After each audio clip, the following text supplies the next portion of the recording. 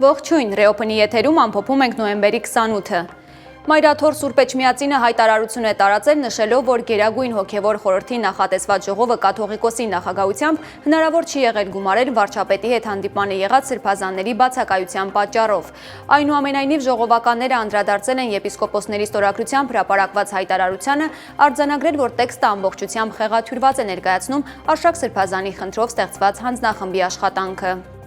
Վարդենիսում երկու պայմանագրային զինծառայող է պայթել ականի վրա։ Պաշտպանության նախարարությունից հայտնել են, որ նրանք վնասվածքները ստացել են ծառայողական պարտականությունների կատարման հետ առնչություն չունեցող հանգամանքներում։ Մանրամասներն ուսումնասիրվում են։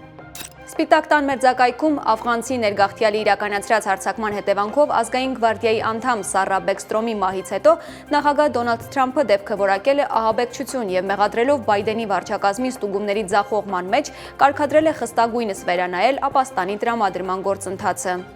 Գազայում տեղատարապ անձրևների պատճառով առաջացած ջրհեղեղները ծայրահեղ ծանր կացության մեջ են դրել տեղահանված պաղեստինցիներին, որոնք իսրայելական սահմանափակումների պատճառով զրկված են կենսական նշանակության օգնությունից։